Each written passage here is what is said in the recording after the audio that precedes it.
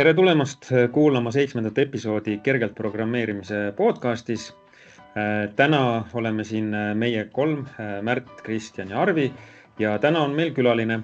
Ja külaliseks on Marek Kõbu Eesti Riigi IT-keskusest, ja kes töötab seal tehnilise ärianalüütikuna.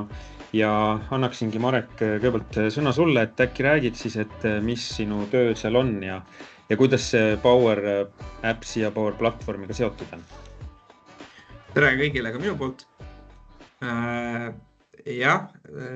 Ametinimetus küll on tehniline ärianalüütik, aga ma oma kogemuste ja oskuste poole pealt olen siuke natuke nagu hunt kriimsilm, et ma teen Power BI arendusi, ma aitan läbi mõelda eelarverakenduse juurutamist, ma koolitan inimestele nii Power BI'd kui Excelit ja üleüldiselt andmeteemadega olen seotud ja siis üritan ka siukseid uudsemaid digitaliseerimislahendusi kasutusele võtta ja proovida ja katsetada ja sealt on hakanud ka see teekond nii-öelda Power Platformi toodetega meil natukene pihta.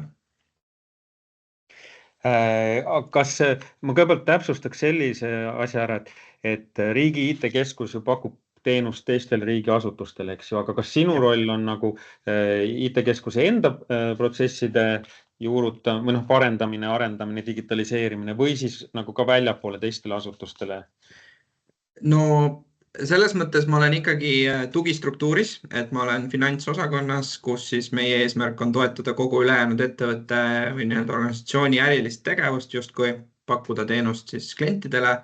Aga kuna meil niimoodi Power BI ja Power Platformi kasutuskogemusega inimesi põhimõtteliselt ei ole siin üldse peale minu ja ühe minu kolleegi, kes on Power BI peal väga tugevalt, siis me jagame oma nii-öelda kasutuslugusid ja kogemusi täpselt samamoodi teistele nii-öelda riigiasutustele samamoodi konsultatsiooni vormis või niimoodi, mõned niisugused jutuajamised on olnud ja täpselt samamoodi need lahendused, mida ma täna siin räägin, mis me oleme katsetanud, olen ma neile ka jaganud juba, et mõtlemiseks.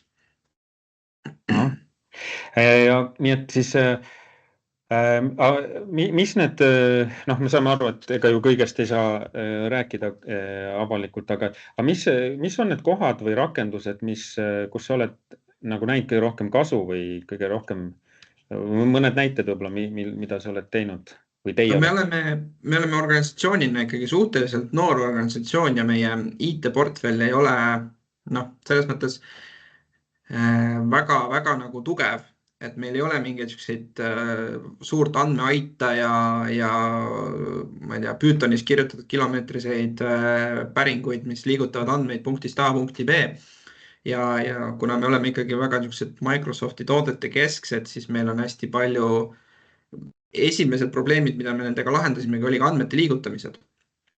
Teatud süsteemidest saab andmeid välja saata mingitele meilidele või meie siis riigi tugiteenuste keskus saab saata ka näiteks mingeid meie andmeid nii-öelda meilile ja siis meie automaatikaga oleme siis pandud, et siis meilist tõmmatakse see fail ja pannakse siis näiteks OneDrive'i, kust edasi ta läheb juba analüütikasse meil või SharePointi. Et see on kõige esimene ülesanne meil olnud sellel. See on siis Power Automate'iga, ma eeldan.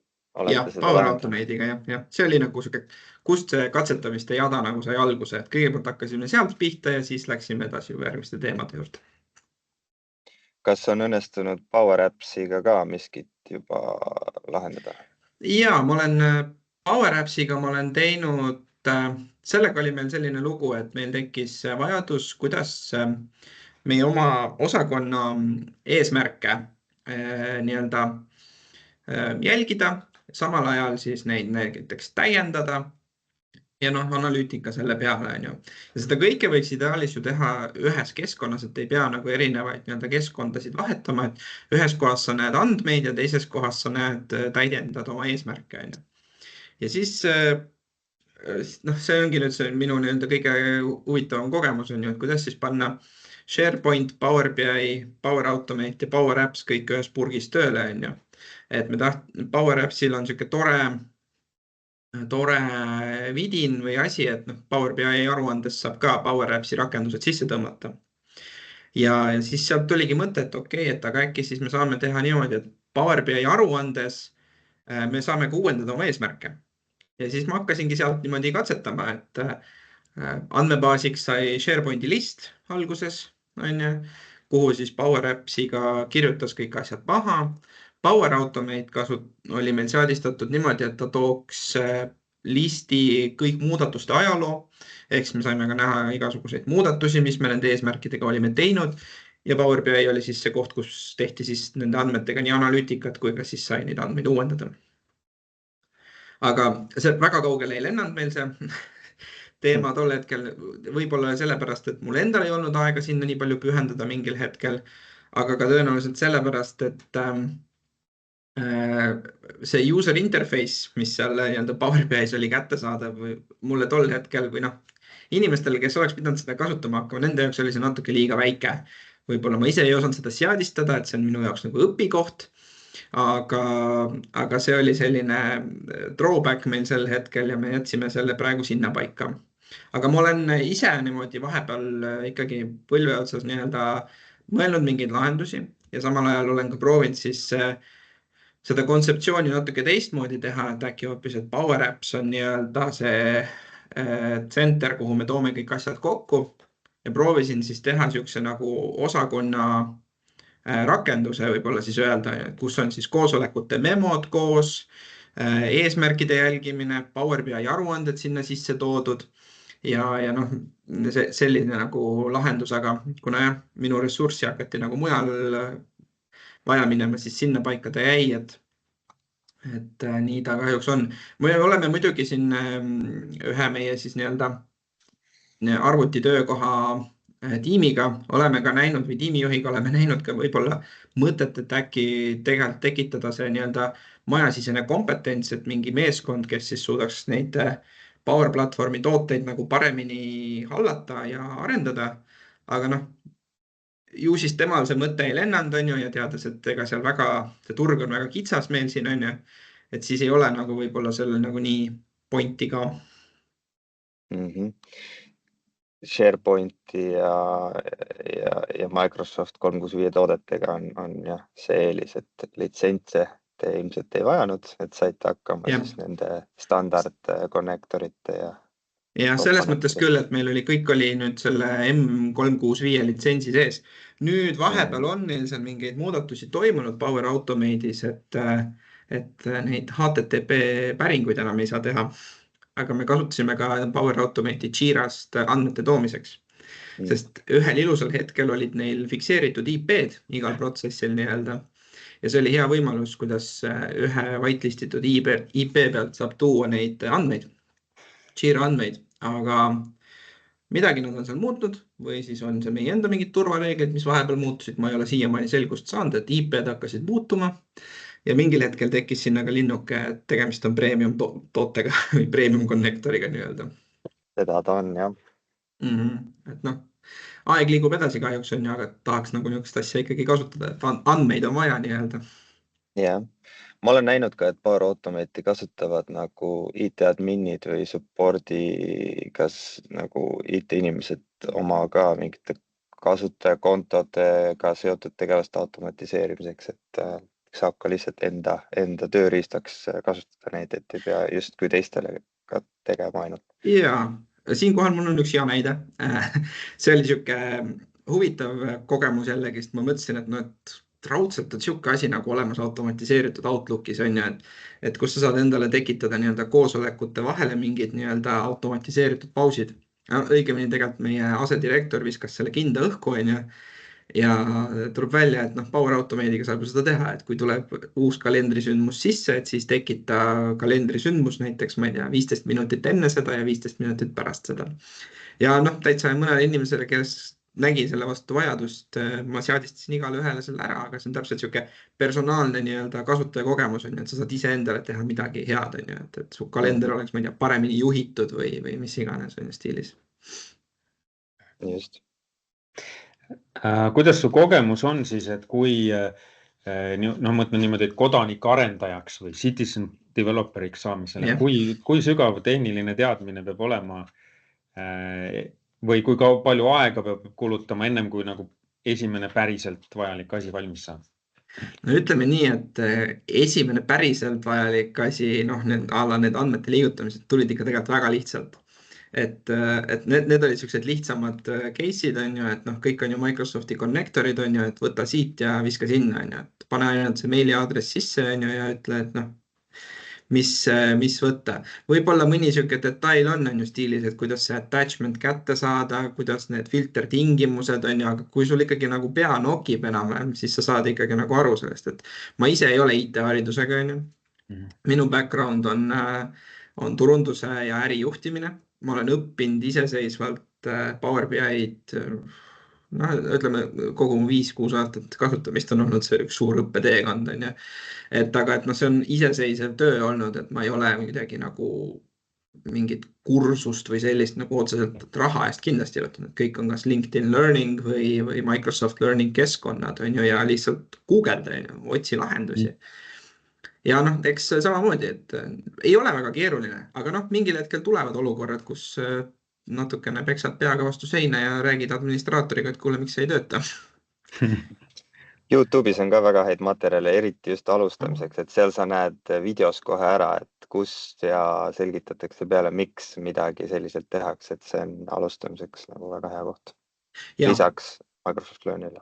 Täiesti nõus, et noh, siukseid materjale leiab väga palju, et samamoodi selle eesmärkide jälgimise lahendusega ma ka alustasin sealt YouTube'i poole pealt, kus seletati, et kuidas see Power Appsi seadistamine on ju, et kuidas et need andmeväljad liiguksid õigesti ja list ja see kõik kokku jookseks, et noh, jah, et siuke, aga nad on ikkagi põlve otsas nokitsemine, ta on ikkagi siuke, nagu Märt, sa ütlesid, et kodanikust arendajaks on ju. et mingit siukest tugevat arhendusteadmist ei ole vaja otseselt. Kristjan, sa ka ei ole vist IT-haridusega, eks, et kuidas sul see teekond turundusest või arendajaks toimus? No selles suhtes minu lugu paljuski on üsna sarnane Mareku omale, et siis kunagi ma hakkasin IT adjacent asjaga tegelema ja siis sealt ise järjest juurde õppima. Jupp jaaval jäi täpselt nii, kuidas tarvis oli. Aga selles suhtes nagu, Marek, kuidas sul tunne on, et kuidas nagu, kas see õppimiskõver, kas aga nagu toetab ise õppimist või tundsid sa puudust ka, et oleks tahtnud mingit nagu formaalsemat, struktureeritumat haridust sinna juurde? Ei, pigem lihtsalt oleks vaja nagu, noh, kuna ikkagi need Microsofti keskkonnaseadistused on ikkagi mõningati asutusti erinevad, on ju, et siis võib-olla nendest nagu tahaks rohkem aru saada ja võib-olla, et miks on nii või miks on naa, on ju.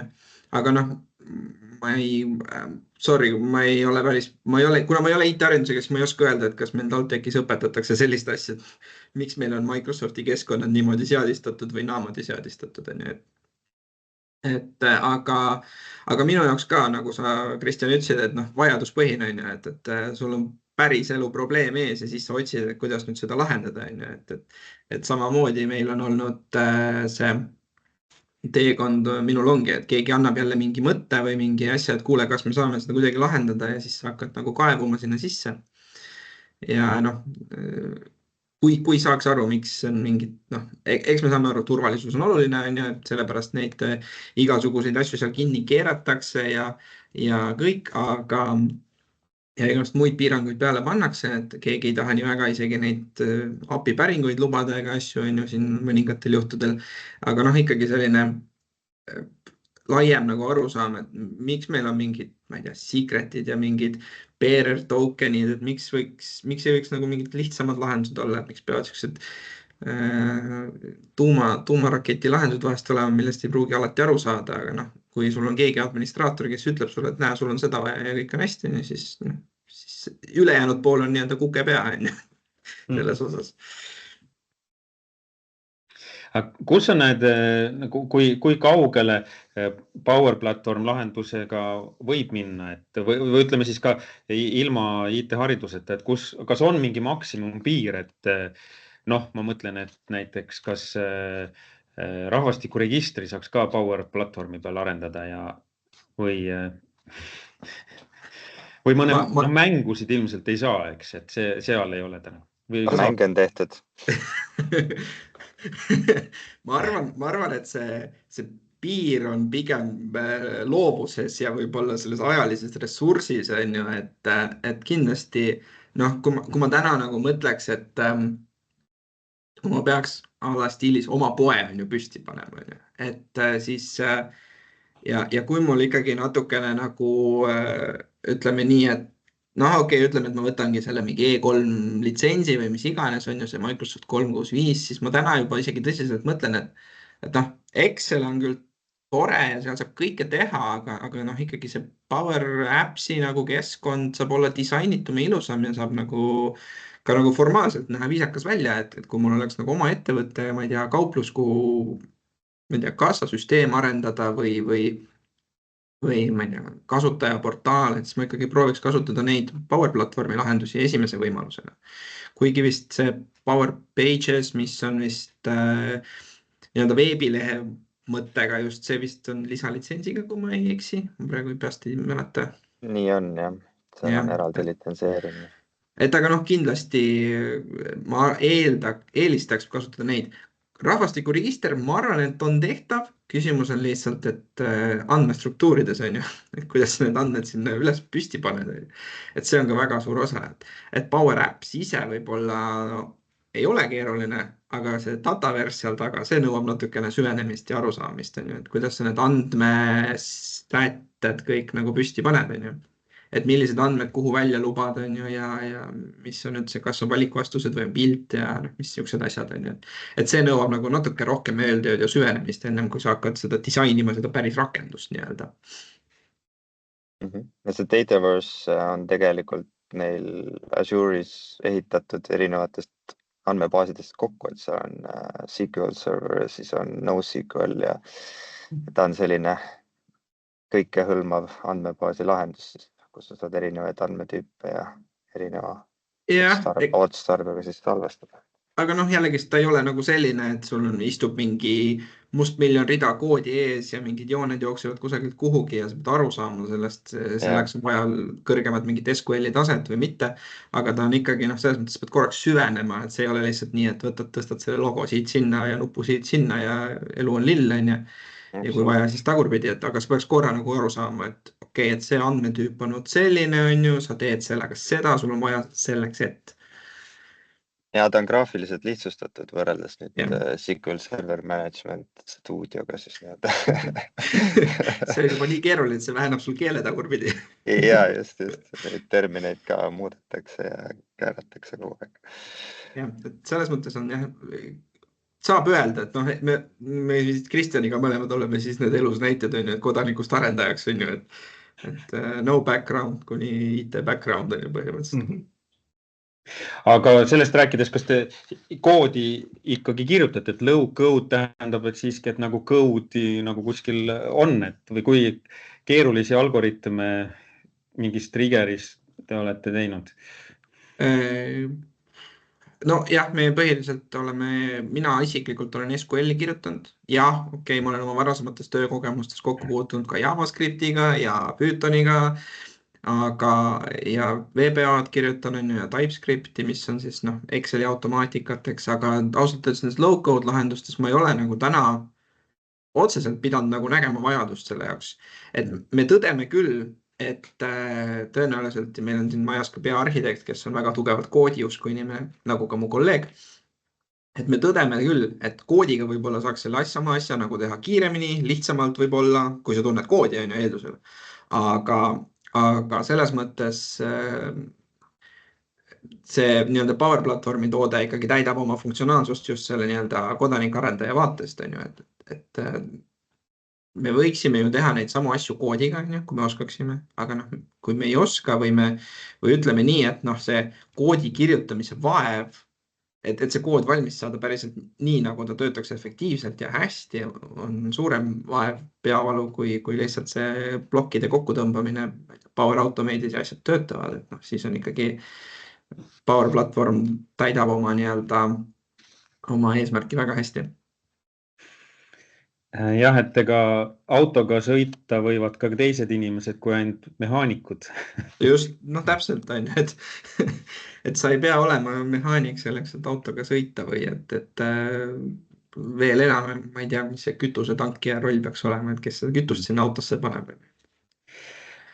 Aga kuidas on teil korraldatud, me palju sellest räägime, nende rakenduste haldus, see, et mitu arendajat saavad rakendust arendada, et back-up'id oleks tehtud, ja sellised protsessid, nagu mis tavalises tarkvaraarenduses on ka väga olulised või fundamentaalselt, ja Power platvormil võib-olla tänu sellele lihtsusele lähevad nagu vahest meelest ära või jäävad unarusse, et kuidas teil see on korraldatud?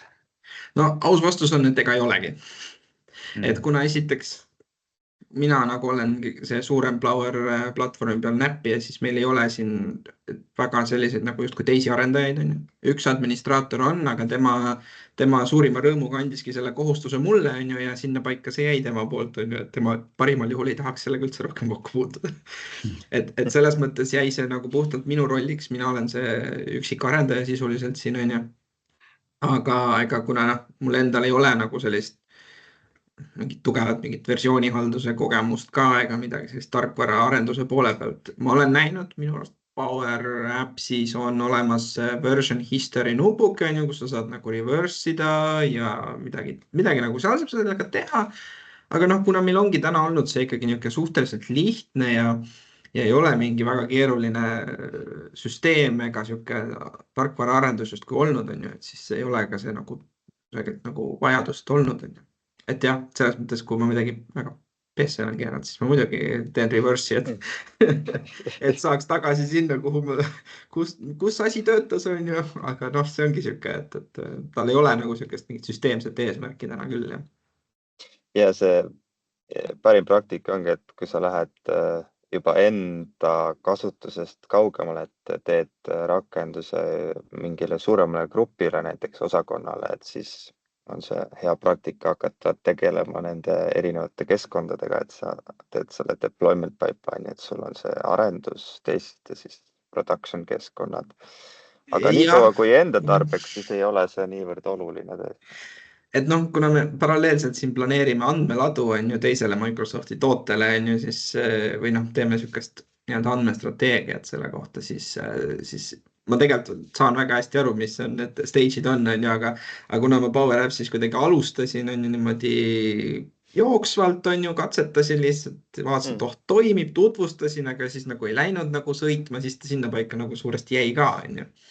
Et see kindlasti, kui seal oleks mõni IT-tark inimene targem, kes teabki mingitest DevOps pooltest natukene rohkem või nendest keskkondadest, sest ma juhuslikult Microsofti koolitusega suutsin endale kuidagi privaatarenduskeskkonna ka tekitada, kus mul olid järsult admini õigused, siis ma vaatasin, et nii tore asi mulle tekkis, aga kuidas see tekkis, ma olin nagu üllatunud. Rääkisin meie majasisestele adminidele ka, nad ütlesid, et me vist ei olnud selleks hetkeks veel kinni keeranud seda võimalust. Ja saab tõesti, et selle see töö ja kooliga seotud kontodega saab tekitada selle arendaja keskkonna tõesti. Ja, et see oli ka niisugune üllatus jälle, siis hakkasid uurima, et okei, et miks see tekkis, et okei, nagu, et kõik on nagu leitav ja kõik on tehtav, aga kuna ma olen siuke probleemide lahendaja, pea ees lendan sisse, proovin katsetan ja vaatan ja siis hakkan uurima, et miks toimis või miks ei toiminud, siis ma tõenäoliselt avastan rohkem asju, kui ma võib-olla peaks avastama või peaks teadma või oskama. Et see on siuke suhteline minu jaoks, et ma vahel tean asju või oskan teha asju, mida ma ei tea, miks need toimivad. Aga see arendajakeskkond ongi väga hea proovimiseks ja katsetamiseks, sest minu arust tuli seal Dataverse'i võimekus kaasa, et ta lubab sul neid asju ka proovida. Et selles mõttes on hea. Ma selles mõttes natukene mängisingi seal juba nende asjadega nagu Dataverse'is sees et kuidas need asjad töötavad ja siis ma vaatasin, et kuule, tegelikult siin annab päris palju asju teha, et seepärast ma julgesin ka Märdile praegu väita, et äkki saab isegi rahvastikuregistrit teha. Aga Kristjan, Arvi, kuidas te näete, mis see hea praktika oleks, et üks asi on jah, et kui juba mitu inimest kasutavad rakendust, aga kas on veel mingeid niisuguseid selgeid hetki, kus juba tasub hakata mõtlema, no ma ei tea, andmete varundamisele või ka siis rakenduse arendamise, eri keskkondadele arendus, pre-live, live ja.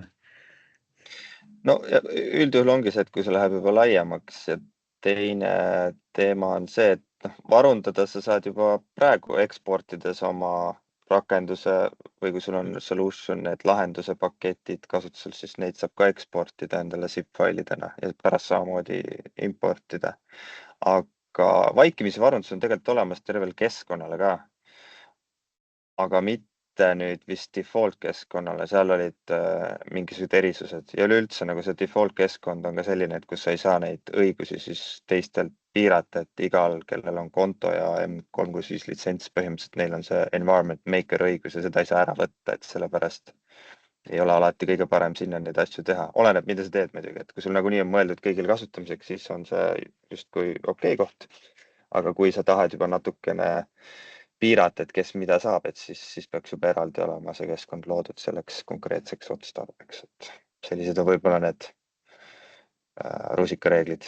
Aga andmete varundamise osas, et mitte ainult rakendada, vaid andmed. See andmed ongi tegelikult seotud selle keskkonnaga, et see Dataverse on keskkonnapõhine, et kui sa justkui restore'id keskkonda, siis sa restore'id ka kõik need andmed selle punkti, selle kuupäeva seisuga siis tagasi endale. Ta teeb automaatselt kuni 7 päeva, aga seda andis laiendada minu arust 28 päevale, aga vaikimise enda 7 päeva, kuhu sa saad tagasi restore'ida. Et kui sa restore'id oma keskkonna, siis sealt see Dataverse tuleb andmetega kaasa. Aga default keskkonnaga olid minu teada mingid erisused, ma peast ei mäleta, aga sealt olid keerulisem see taastamine, kuna ta on selline vaikimise keskkond. Et selles mõttes seal tulebki olla võib-olla ettevaatlik nende andmetega, et sellepärast on mõistlik teha juba eraldi seisev keskkond. Eks kindlasti need keskkonna majandamine seal on väga suur töö ja eeldus ja seepärast ma räägin, et me oleme siin mõelnud, et võiks olla mingi pädev meeskond siin majasiseselt, aga ju siis see idee tal ei lennanud, et sellist asja komplekteerida, sest ega see, et ma üksinda siin neid asju teen, see mulle tundubki selline natukene nagu one-man band, aga kuna mu one-man band on olla trummar timpani peal ja samal ajal kitra ja bassi mängida, siis ei jõua kõike väga hästi.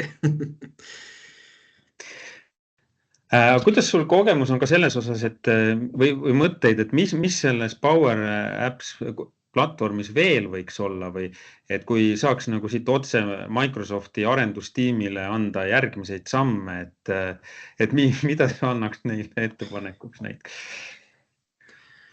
Võib-olla Power Appsi enda suhtes otseselt nagu ei olegi kriitikat, aga ma olen aru saanud, et see Power Appsi aken on kuidagi väga siuke, ta on kas väike või ta ei taha nagu väga hästi koostööd teha.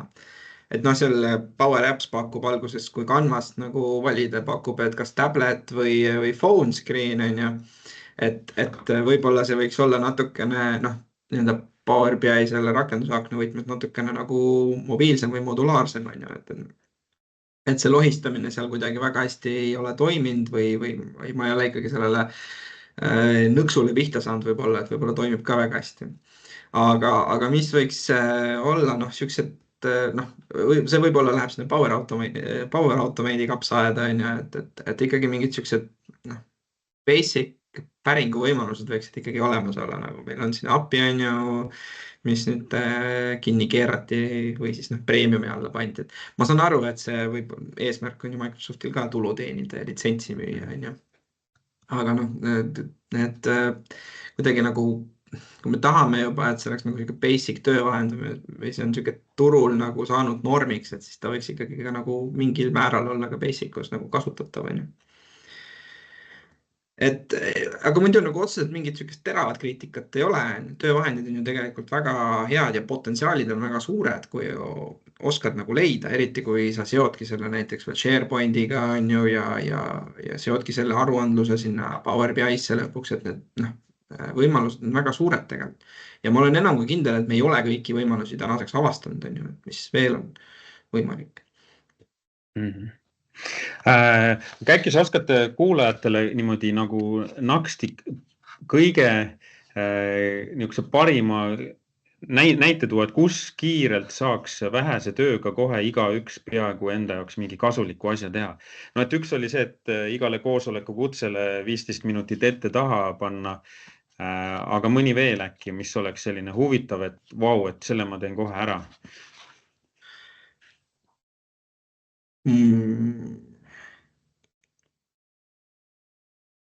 No meie oleme teinud, kuna meie rõhk on põhiliselt olnud andmevahetus. Mida me oleme automatiseerinud? Me oleme veel aruannete jagamist automatiseerinud. Näiteks ühe nupuvajutusega saadab sulle Power BI-st konkreetse väljavõtte kellelegi meilile tehtud. Et sa ei pea võtma mingit CSV-d kusagilt välja, seda võib-olla veel töötlema, on ju, tegema ilusse vormi, panema kirja kokku ja siis saatma. Power Automate'ist teed õigemini Power BI-st teed nupu Power Automate'i jaoks, paned sinna need tulbad sisse, mis vaja ja paned selle protsessi kokku, põhimõtteliselt, et võtta andmed, tee Excel, pane meili sisu kirjuta valmis, saada kõik tehtud. Et see on võib-olla see on tegelikult nagu võib-olla igale analüütikule väike töövõit, kes peab mingeid regulaarseid Exceleid saatma välja kellelegi. Näiteks. Jah. Aga siis suured tänud, oli huvitav kuulata, et kuidas igast ühest võib saada tarkvaraarendaja ja ilma, et väga palju peakski minema sügavale õppima, ma ei tea, võrgu osi mudelit või siis algoritminduses või andmete modelleerimises väga sügavale minna, et saab ka lihtsamalt kohe hakata kasutama ja õppida nii-öelda töö käigus. Jah, selles mõttes on väga hea. Ja siis soovitame kuulajatel ka proovida, et kuidas see litsentsi tingimused on, et kas Office 365 on juba mingi basic variant ju kaasas, eks, et saab juba üht-teist teha, eks? Minu teada jah. Euroopas oli vist see Power Automate ja Power Apps avatud selle E3-ga. Või siis Office 365-ga. Office 365-ga, jah. Seal, kus avanevad OneDrive'id ja muud Microsofti rakendused siin. Seal nimekirjas, kui ei ole keelatud, peidetud, siis peaksid nad avanema ennast. Ja muidugi, mis peab mainima, et see on ju pilve peal avanevad need. On-prem on eraldi veel teema. Jah, seda seal ei ole. Olgu, aga siis selle tõdemusega, et on-premi seal ei ole, siis tänaseks lõpetame ja suur tänu meie kuulajatele ja järgmise korrani. Teeme nii. Järgmise korrani. Järgmise korrani.